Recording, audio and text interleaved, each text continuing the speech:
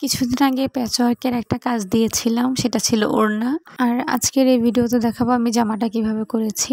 আর ড্রেসের ফাইনাল লুকটা তো আপনারা দেখতেই পাচ্ছেন, এত সুন্দর হয়েছে।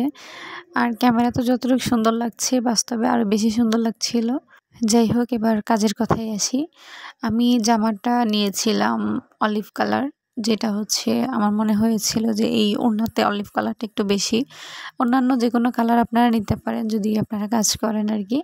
আর আমি অলিভ কালারটা চুজ করেছি। এখানে আমি যে ওড়নাতে টুকরো কাপড়গুলো ইউজ করেছিলাম, সেই কাপড়গুলো থেকে বেঁচে যাওয়া কাপড়গুলো দিয়েই আমি জামার কাজটা করেছি।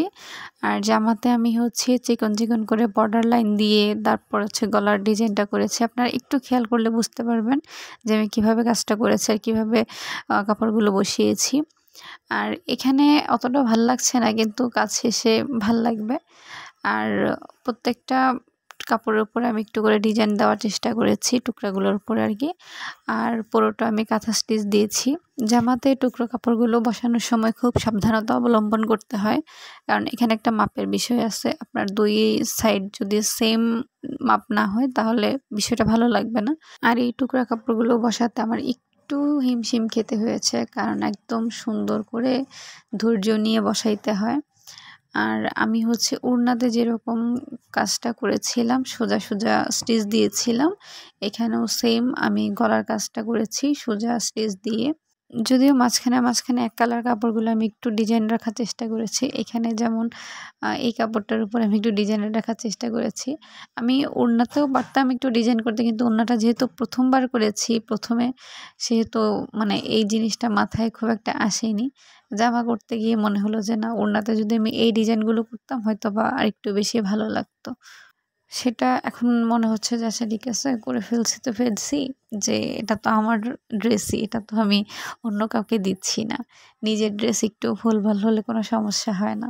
আমার এই ড্রেসের ফাইনাল লুকের একটা ছবি যখন আমি কয়েকজনকে দিয়েছি, এক একজন এক এক রকম কমপ্লিমেন্ট দিয়েছে। যেমন কেউ বলেছে পাহাড়ি ড্রেসের মতো লাগছে, কেউ বলছে কাঁথা কাঁথা লাগছে, আবার অনেকে বলছে না ভালো হয়েছে, সুন্দর। তো এক একজনের কমপ্লিমেন্ট পেয়ে আমার ভালোই লেগেছে, যে কেউ আসলে খারাপ কোনো কমপ্লিমেন্ট দেয়নি যে না ড্রেসটা ভালো হয়নি। আমার এই জিনিসগুলো খুব ভালো লাগে, যখন আমার কোনো কাজ দেখে মানুষ ভালো বলে বা সুন্দর বলে। যাই হোক, এটা সত্যি কথা যে আমি যখন ওড়নাটা করেছিলাম তখন আমার কাছে একটু সন্দিহান লেগেছে, কিন্তু যখন আমি ফুল ড্রেসটা পরেছিলাম, একটু সাজুগুজু করেছিলাম, তখন আমার মনে হয়েছে না ড্রেসটা আসলে অনেক সুন্দর হয়েছে, আর এরকম ড্রেস আরও করা উচিত। বেসিক্যালি এই ড্রেসটা ছিল আমার পরীক্ষামূলক একটা ড্রেস, তারপরেও যে এতটা সুন্দর হয়েছে এটা আমি বুঝতে পারিনি। আর শেষে আমি হাতাটার মধ্যেও এরকম একটু কাজ রেখেছিলাম। আর গলাতে যে এই যে নিচে আমি পুঁতিগুলো দিয়েছিলাম, এগুলো লাস্ট পর্যন্ত রাখিনি, ছুটিয়ে ফেলেছি। আমার মনে হচ্ছিল জিনিসটা ভারী হয়ে গেছে বেশি, আর যে কোনো সময় ছুটে যাইতো। তার থেকে ভালো যে আমি নাই দিই।